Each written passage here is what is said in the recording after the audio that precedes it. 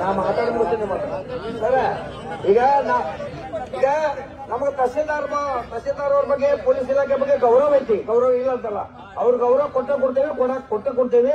ನಾವೇನ್ ವಿನಂತಿ ಮಾಡಾಕತ್ತೀವಿ ಅಂದ್ರೆ ಕಳೆದ 3 ತಿಂಗಳಿಂದ ಇದ ಕತಿ ನಡೆದೈತಿ. ಇದು ಹಿನ್ನೆಲೆ ಏನೈತೆ ಅಂತ ನಮ್ಗೆ ತಿಳಿತಾ ಇಲ್ಲ. ಈಗ ಅವ್ರೇನ್ ಹೇಳಿದ್ರು ಮೊನ್ನೆ ಮೀಟಿಂಗ್ದಾಗ, ಯಾರೊಬ್ರು ನಮ್ ಜೋಜ್ ಅವರ ಡಿಸಿ ಅವರು ಇದ್ರೆ ಡಿಸ್ಟೆಂಟ್ ಅವ್ರಿ ಅಂತ, ಡಿಸಿ ಅವ್ರು ಏನ್ ಹೇಳಿದ್ರು, ನನಗೆ ಅಧಿಕಾರ ಇಲ್ಲ ಅಂತ ಹೇಳಿದ್ರು.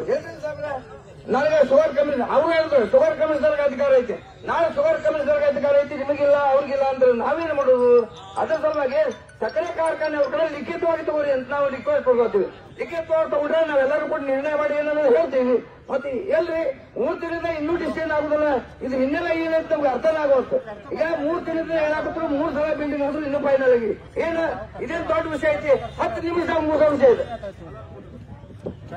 ಈಗ ನಮ್ಮ ಕಾಜ್ಗಾರವರು ಬಹಳ ವ್ಯಾಲಿಡ್ ಪಾಯಿಂಟ್ ಮಾತಾಡಿದ್ರಿ. ಈಗ ಏನಂತಂದ್ರ, ಈಗ ಸಕ್ಕರೆ ಕಾರ್ಖಾನೆ ನೀವು ಒಂದ್ ಕೆಲಸ ಮಾಡ್ರಿ, ಇವತ್ತ ತಾಲೂಕಾ ದಂಡಾಧಿಕಾರಿ ಅಂದ್ರ ಇಲ್ಲಿ ಏನ್ ಲಾ ಅಂಡ್ ಆರ್ಡರ್ ಪ್ರಾಬ್ಲಮ್ ಆಗ್ತೈತಿ, ಅವಾಗ ನೀವು ಏನಾದ್ರು ಒಂದು ಡಿಸಿಷನ್ ತಗೊಂಡು ಅವ್ರಿಗೆ ಕರೆಸಿ, ಏನು ಬಹಳ ದೊಡ್ಡ ಕೊಕರೆ ತಗೊಳ್ಳೋ ಅಲ್ಲ ಮಕ್ಕಳವ್ರಿಗೆ ಇಬ್ರು ಕರೆಸ್ರಿ, ಅವ್ರಿಗೆ ನೀವು ಅವ್ರ ಬರ್ಬರಿ ಏನಂತ ಹಿಂಗ ನಾವು ರೈತರ ನಿಮ್ಮ ಡಿಸಿ ಅವ್ರದ್ದು ಮತ್ತ ರೈತರದು ಮತ್ತ ಆ ಕಾರ್ಖಾನೆ ಅವ್ರದ್ದು ಒಂದು ಸಭೆ ಈ ಡೇಟಿಗೆ ನಾವು ಮಾಡ್ತೇವೆ, ಈ ಡೇಟ್ ಒಳಗೆ ನಾವು ಮಾಡಿದ ಮೇಲೆ ಕಾರ್ಖಾನೆ ಚಾಲೂ ಮಾಡ್ತೇವೆ ಅಂತೇಳಿ ಅವ್ರ ಕಡೆ ಬರೆಸ್ಕೊಂಡ ನಮಗೊಂದು ಕಾಪಿ ಕೊಡ್ರಿ, ನಾವು ಆಮೇಲೆ ಮುಂದಿನ ತೀರ್ಮಾನ ನಾವೆಲ್ಲ ರೈತ ಮುಖಂಡರು ಸೇರ್ ಮಾಡ್ತೇವೆ.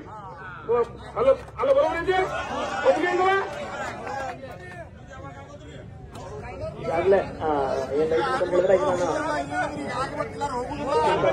ಮಾಡ್ತೀನಿ, ದಯವಿಟ್ಟು ಡಿಸಿ ಅವ್ರ ಜೊತೆ ಚರ್ಚೆ ಮಾಡ್ತೀನಿ. ಇಲ್ಲೇ ನೀವು ಹೇಳಿದ ಮಾಹಿತಿಗಳು ಎಲ್ಲವೂ ಕೂಡ ನಾನು ನೋಟ್ ಮಾಡ್ಕೊಂಡಿದ್ದೀನಿ, ತಮ್ಮ ಗಮನಕ್ಕೆ ತರ್ತೀನಿ, ಮೇಡಮ್ ಅವ್ರ ಗಮನಕ್ಕೆ ತರ್ತೀನಿ. ದಯವಿಟ್ಟು ಅಲ್ಲಿವರೆಗೂ ನಾನು ಮತ್ತೆ ರಿಕ್ವೆಸ್ಟ್ ಮಾಡ್ತಿರೋದು, ಇದನ್ನ ಇಲ್ಲಿಗೆ ದಯವಿಟ್ಟು ಮುಗಿಸಿ. 1-2 ದಿನ ಅಲ್ಲಿ ಹೇಳಿದೆ ನನಗಾಗಲೇ, ನಾನು ಅಶ್ಯೂರೆನ್ಸ್ ಕೊಟ್ಟಿದ್ದೀನಿ, ತಮಗೆ ಭರವಸೆ ಕೊಟ್ಟಿದ್ದೀನಿ, ನೀವೆಲ್ಲರೂ ಕೂಡ ನಂಬಿಕೆ ಇಡಬೇಕು.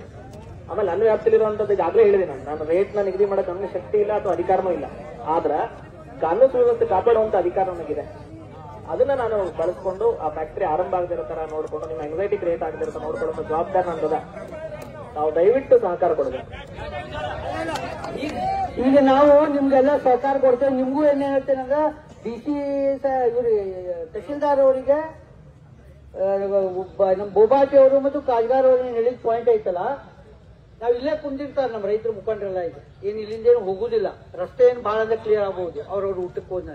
ನೀವು ನಮ್ಗೆ ಮಧ್ಯಾಹ್ನ 4 ಗಂಟೆ ಒಳಗೋ 3 ಗಂಟೆ ಒಳಗೋ ಡಿಸಿ ಅವ್ರ ಹತ್ರ ಮಾತಾಡಿ ಶುಗರ್ ಫ್ಯಾಕ್ಟರಿ ಅವ್ರಿಗೆ ಕರೆಸ್ರಿ. ನಿಮ್ಮಿಂದ ಕಾನೂನು ಸುವ್ಯವಸ್ಥೆ ಹಾಳಾಗೈತಿ, ನೀವು ಇದ್ರ ಬಗ್ಗೆ ಏನ್ ಆಕ್ಷನ್ ತಗೊಂಡಿರಿ ಅನ್ನುವಂಥದ್ದನ್ನ ಅವ್ರ ಕಡೆ ರೈಟಿಂಗ್ ಒಳಗೆ ತಗೋರಿ.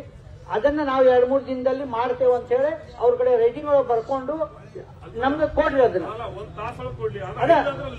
ಅಲ್ಲ ಅವ್ರಿಗೆ ಬರ್ಕೊಳ್ಳಿ, ಮತ್ತೆ ಅವ್ರಿಗೆ ಹೇಳ್ರಿ ಕಾನೂನು ಸುವ್ಯವಸ್ಥೆ ಹಾಳಾದ ನೀವು ಜವಾಬ್ದಾರಿ ಆಗ್ತೀರಿ ಅಂತೇಳಿ, ಮತ್ತೆ ಅವ್ರ ಕಡೆ ಬರ್ಕೋರಿ.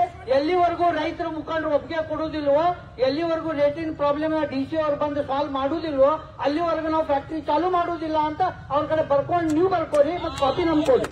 1 ತಾಸು ಒಳಗೆ ಕೊಡ್ರಿ, ನಾವು ಇಲ್ಲೇ ಕುಂತಿರ್ತೇವೆ.